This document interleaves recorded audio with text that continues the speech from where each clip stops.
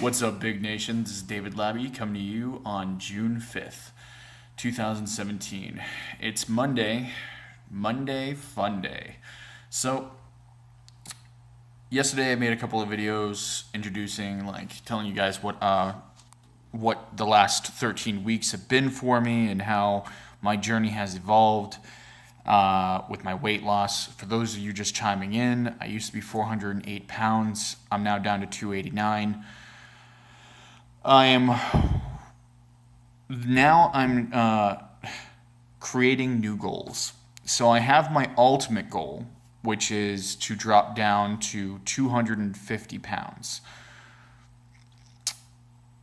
And from there, I want to develop and change. It's not the end-all, be-all. Somebody said, well, now that you're done these 13 weeks, what are the next 13 weeks? Are you still just doing the same thing? Not exactly.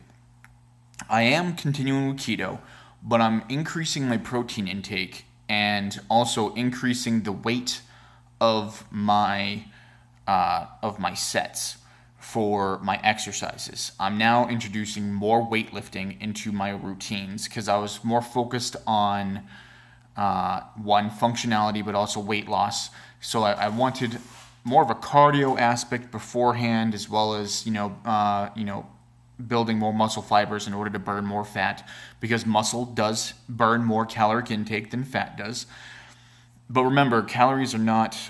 I can't stress this enough.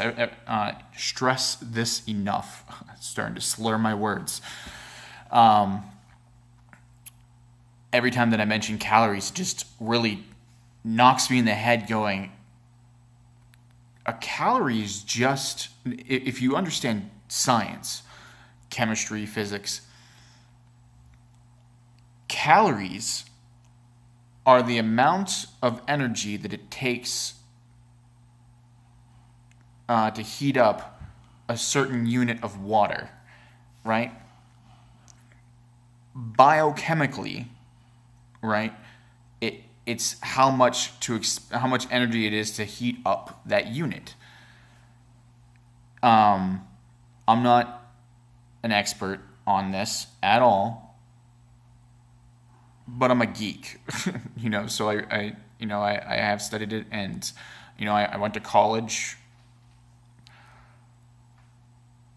It doesn't make much sense for the whole calorie in, calorie out, because it's not perfect. Our bodies have more functions in us, chemically wise, hormonally wise, than we understand. There are literally millions of processes that are going on just with digestion.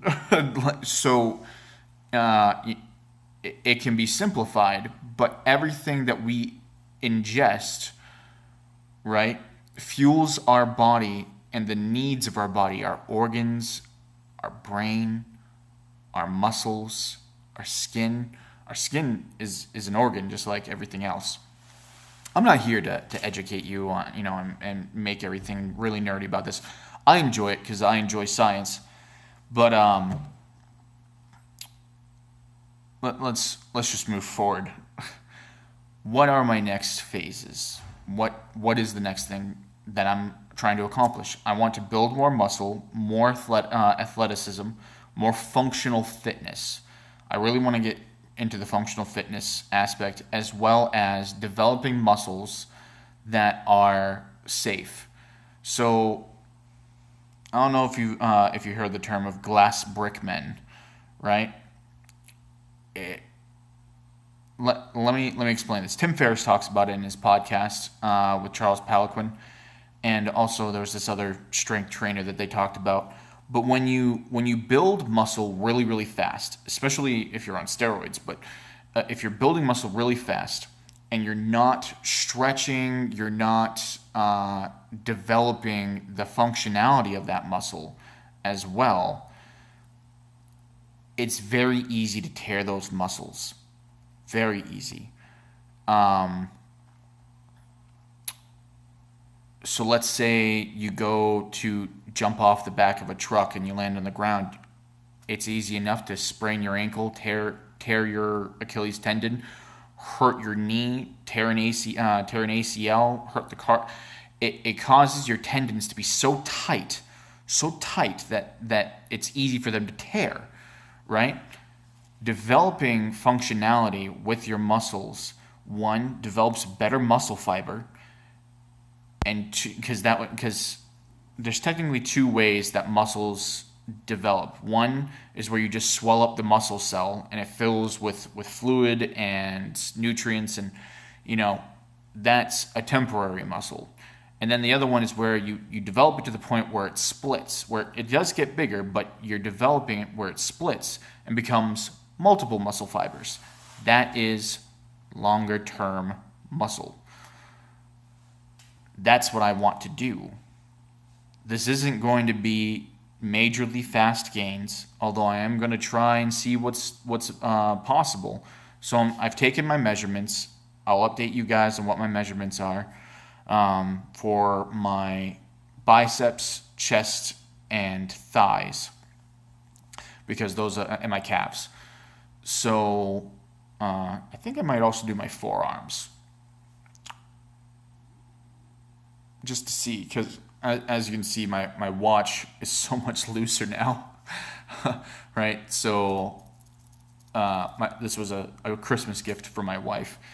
I really believe that this is a moment where I decide on where the next 12 weeks are going to go, because I do want to lose fat and build muscle. And as I was saying before, you can build muscle and lose fat at the same time, but usually it's one or the other, normally. So there are ways to do biohacking, which is something I'm interested in. I follow Dave Asprey, Tim Ferriss, and a few other people. I've read some scientific journals, some medical journals about the creation of ATP and protein synthesis. It's fascinating. It's fascinating to me, but Arnold Schwarzenegger talks about it. You can build muscle on ketosis and burn fat at the same time, but normally when you're building muscle, you're going for you're going for building the muscle fast, right? And then when other people, so usually that's higher caloric intake. A lot of people usually eat a ton of carbs, a lot of protein, and they work out till they can't move, and then they rest. Work out till they can't move, then they rest. Work out till they, so most people do, an arms day, legs day, chest day, back day, that way they rest. They're still getting, some sort of musculature development in for each day, and also that way they're not at the gym all day. But Tim Ferriss goes into it in his book, The 4-Hour Body, about how you can do minimal work. What is the minimal viable effort, right? The MVE, minimal viable effort, that will maximize your gains, right? Now, it doesn't mean that you're going to get the best you possibly could, but what's the minimal dosage? What's the minimal dose of exercise? And that's what I'm kind of working with. I don't want to be in the gym for over 2 to 3 hours a day. I've done the 2-hour workouts. That's, I don't mind being in the gym for a full hour, if that's also including my hydro massage. I go to Planet Fitness. I'm not affiliated with them at all. They have a hydro massage bed, which really helps with recovery, I found. It's really helped with my ankle and everything. And they may not have everything that I want for bodybuilding, but they do have a lot of stuff.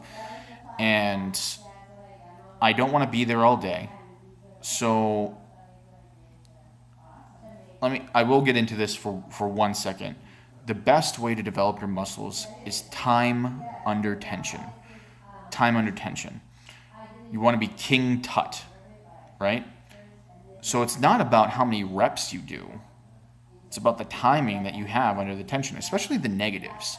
The negatives are really important. So if I do 5 seconds up, 7 seconds down, meaning just like this, so doing a bicep curl, 5 seconds up, 7 seconds down, right? That's time under tension.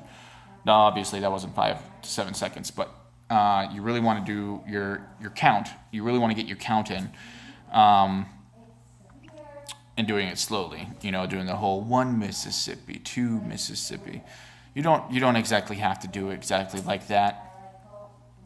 I just wanted to give an example because, it makes it easier to understand sometimes. I'd rather over-explain than have you not understand.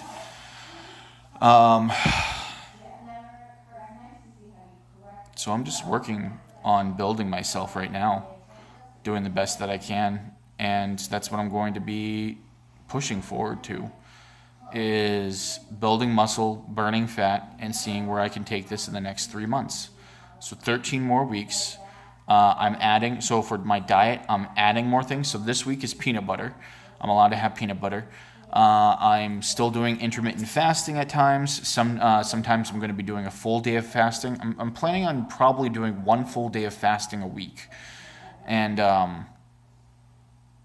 to help with autophagy and weight and fat loss, and have 1 full bulking day during one of my during my biggest weight session, my weightlifting session. Weightlifting session. So that's where I stand right now, and I'm hoping that this will work out well. Anyway, I gotta get going because I have to go pick up my sister-in-law, and that's about it. So shout out to all the people. Remember, guys, stay informed, be informed, stay motivated, and live big. Who up?